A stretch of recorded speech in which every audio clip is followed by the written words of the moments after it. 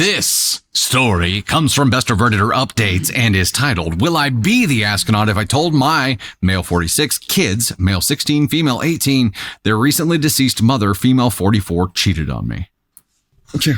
I don't want to be a part of that conversation.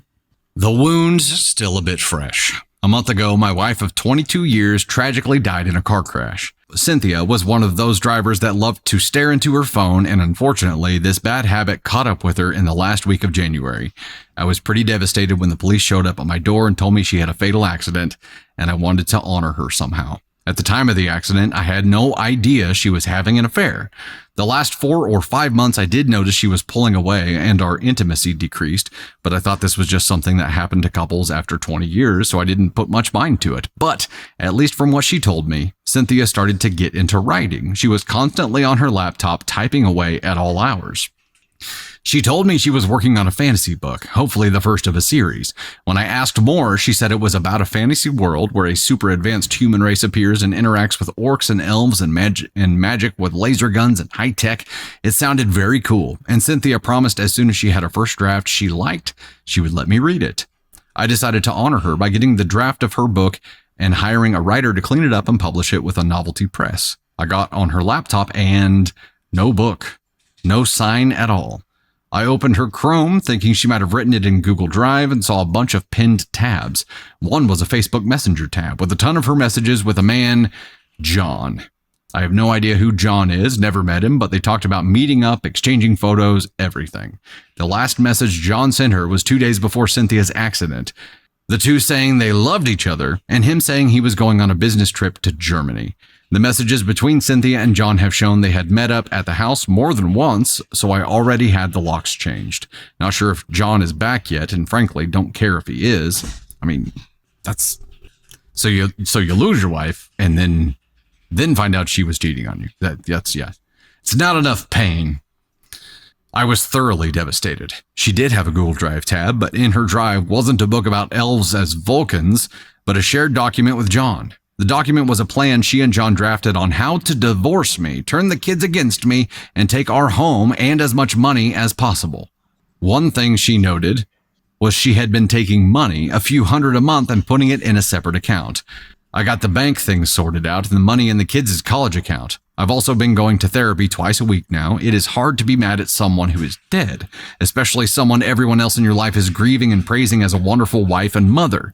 I have asked my therapist if I should tell my kids about what Cynthia has done and what she was planning to do. My therapist cautioned me about this.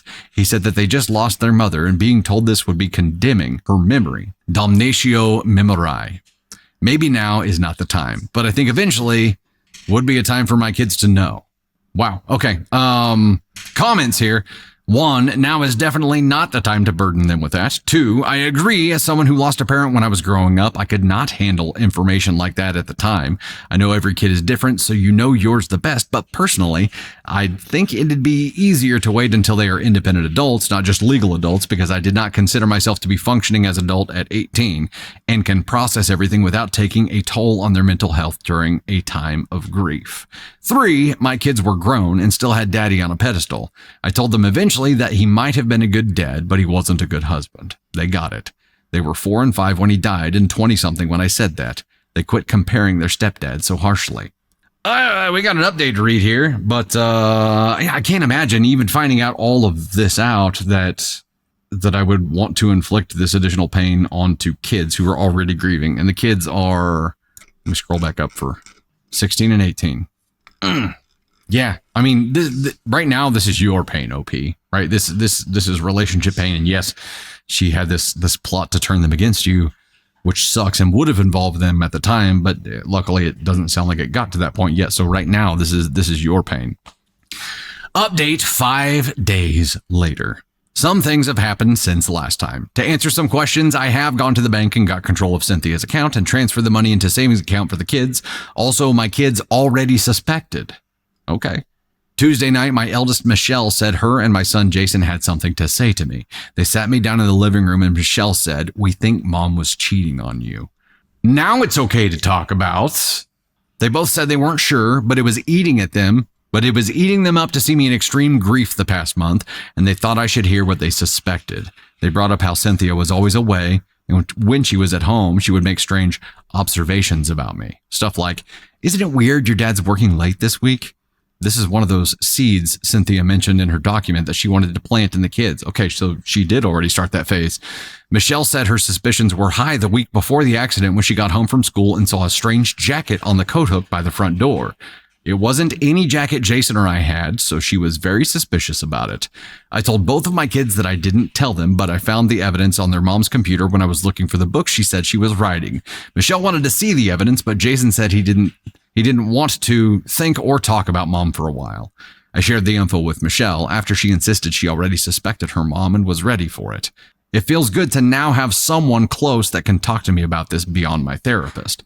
Yesterday afternoon, I was home alone when I heard someone jiggling the back door's knob. I went to the door and saw a man I've never seen before trying to use a key on the lock.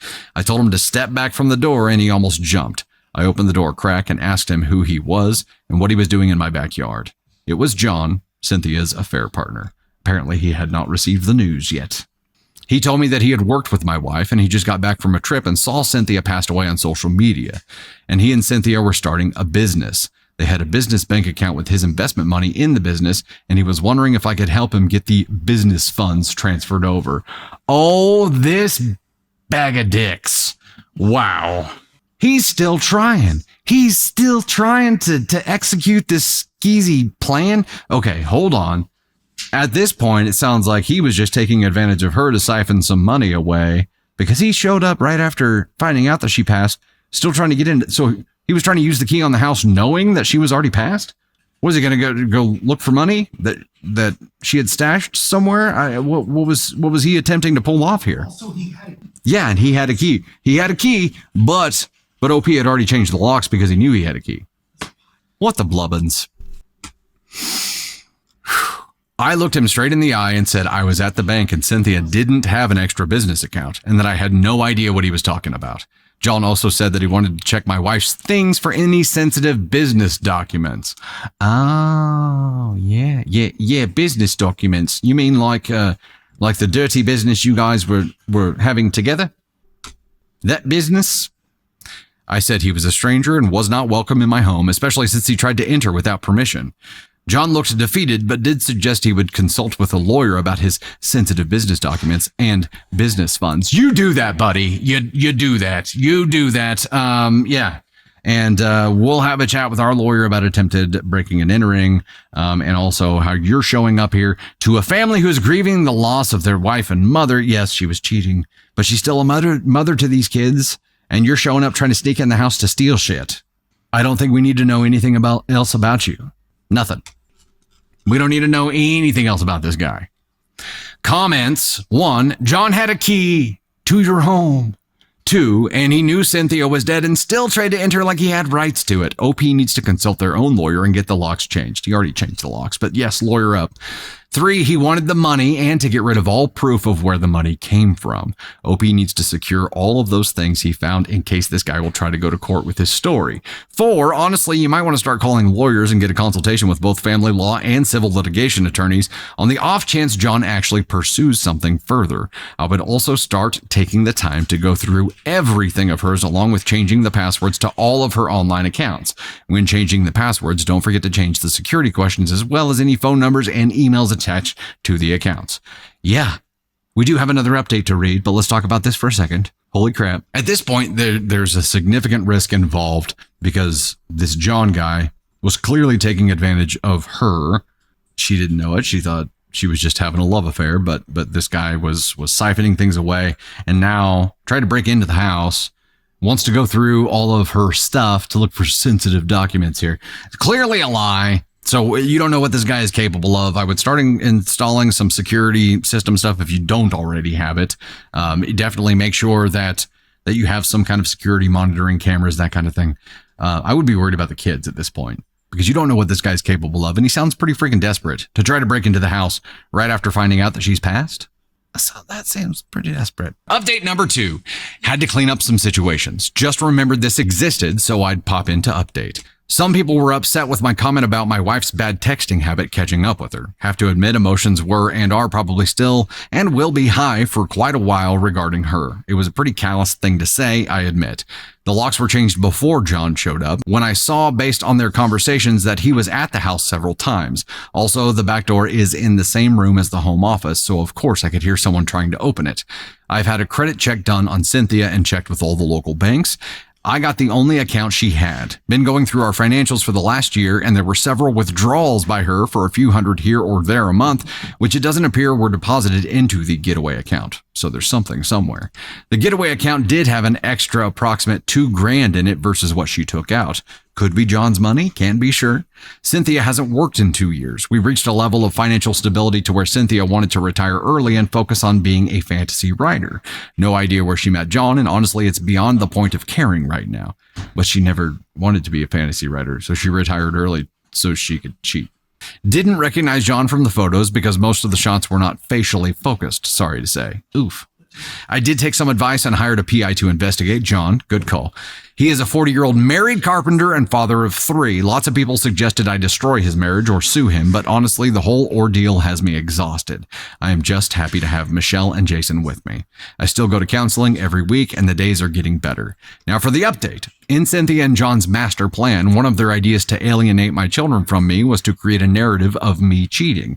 They put screenshots of various escorts from some sort of website in the document, saying they could easily pay one to claim I was sleeping with her. What the Cynthia picked a rather large woman who looked like she had some rough years and seemed gleeful in the idea of making the children think I slept with that woman over her. Surprise, Sunday night, who was knocking at the door but that woman? She immediately tried to cause a scene and tried to make adulterous claims, but I simply said, "Did John last name send you?" And she immediately left without a word. John called me later that night and said he wanted his investment money and he knew how to hurt me. Okay. I told him we were on a recorded line, a bluff, and he was silent before saying wrong number and hanging up.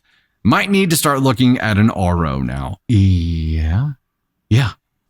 And get an actual monitored line. And seriously, if you don't have that security installed, do it now. Comments, 1, you should just call him out. Why let him continue this charade? It's disrupting your peace. Just tell him, I saw the file, I know everything. That's how I knew you sent the escort. Although what purpose it serves now, besides pissing me off enough that I tell your wife about the affair, I don't know. I have the evidence saved. My kids know their mother was cheating. If you keep pursuing this, I will take you to court, press charges, and sue you for harassment, threatening bodily harm, and alienation of affection. Don't try me again. Amen to all of that. Knowing that you have all of this evidence on hand, why would you let someone continue to push you around? 2, he hired an escort to cause a scene to get back $2,000. Yeah, how much did he pay this escort? 3, I wonder if there's a stash of cash hiding in the house. I think so. That's why he wanted to get in. He may not know where it is, but that's why he was trying to get into the office, because the little bit that she was withdrawing from the account, she has a cash stash somewhere he was trying to get through or get to. Yeah, I mean, what a shit position to be in. Having lost your wife, now finding out that she was embroiled in this scam mess from this guy who was just trying to siphon money from you, and now is coming to your house and then calling and threatening you and sending other people over in threatening manners too. Document everything. Document. Talk to a lawyer, get this whole process started, but you have to be documenting everything. 100%. Yeah, the kids are being endangered now too. If they're showing up at your house and people are showing up making a scene, if there are threats being made, you've got your kids to think about too. And like we talk about often, if you're not going to put up boundaries or barriers for yourself, do it for your kids. Take this seriously for your kids' sake and run hard at it. My goodness. Okay, so that one was, will I be the astronaut if I told my kids their recently deceased mother cheated on me? I think that's one of those things you just have to play by ear. And we know more of the story now. Obviously, you know, they already knew or had suspicions. So the point was he was thinking about telling them. He decided not to, decided to hold off, which was the right move. And then they came to him. So that opened up the door where he could talk about it. Everything else that's happened since then, I think he has a responsibility to take it very seriously and to act in the best interest of their safety. I'd be looking at moving at this point.